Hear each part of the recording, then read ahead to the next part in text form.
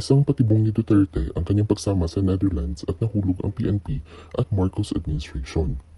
Hindi lingid sa kaalaman ng marami na matagal nang matalas ang pananaw ng dating Pangulong Rodrigo Duterte pagdating sa larangan ng politika at estratehiya.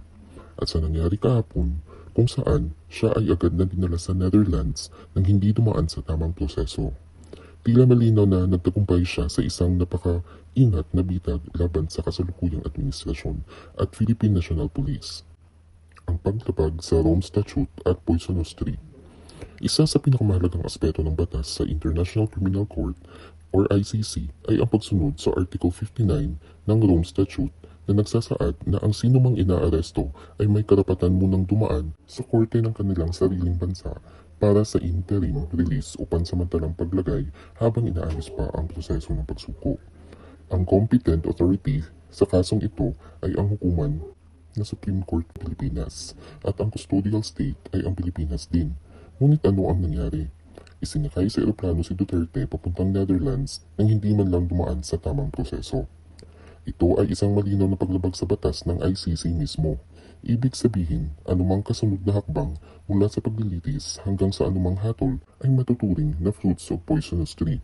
Sa madaling salita, kung ang mismong pagkakaaresto ay may depekto, lahat ng ebidensyang sumusunod ay maaaring ibasura. Ang pakana ni Duterte, bakit hinayaan niyang mangyari ito? Maraming nagtatanong, bakit hindi lumaban si Duterte? Bakit tila tanggap niya ang nangyari? Ang sagot ay ang makikita sa mismong mga salitang kanyang binitawan. Naiintindihan ko mga yan dahil trabaho nila ito. This is why it has come to an end. Isang pahayag na puno ng kahulugan.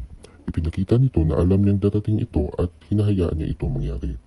Dahil wala silang magawa, kundi dahil gusto nilang ilagay sa alanganin ang PNP, ang ICC at ang Administrasyong Marcos. Ang mensahe ay malinaw.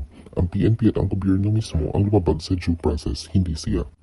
Sa ganitong paraan, hindi lang niya napapakita ang kahinaan ng kasalukuyang administrasyon, kundi iniligay rin niya sa peligro ang mismong kaso laban sa kanya. Paano nahulog ang mga Marcos administration at PNP sa bitag?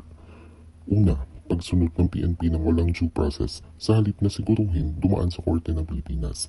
Agad nilang isinuko si Duterte sa ICC, isang hakbang na labag sa batas na kanilang sinusunod.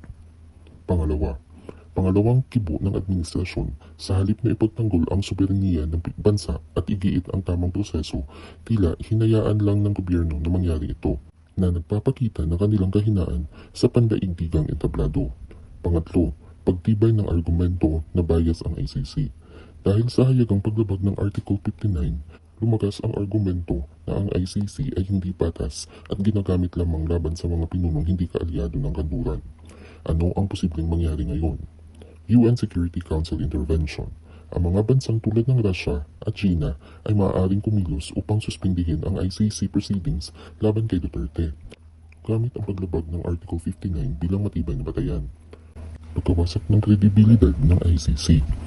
Kung ipagpipilitan ng ICC ang kaso laban kay Duterte, maaaring tuluyan itong mawalan ng kredibilidad, lalo na kung mapatunayan na ito ay naging isang kasangkapan lamang ng politika.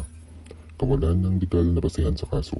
Dahil sa fruits of poisonous tree doctrine, posibleng maibasura ang kaso laban kay Duterte na magbibigay sa kanya ng isang makasaysayang panalo kahit pa nasa Netherlands siya. Isang matagumpay na estratehiya. Sa unang tingin, maaaring isipin ng iba na si Duterte ay talunan sa sitwasyong ito, pero sa mas malalim na pagsusuri, lumalabas na siya ang tunay na nagudit. Hinayaan niyang mahulog ang PNP at ang Marcos administration sa isang bitag na sila mismo ang lumapastangan sa batas, isang hakbang na maaaring magresulta sa pagbagsak ng mismong kaso laban sa kanya. Kung sakaling ito ay maging dahilan ng pagbagsak ng kredibilidad ng ICC, masasabing nating nagtagumpay si Duterte sa pinakamalaking laban ng kanyang buhay, hindi sa pamamagitan ng dahas, kundi sa pamamagitan ng isang maingat at matalinong estratehiya.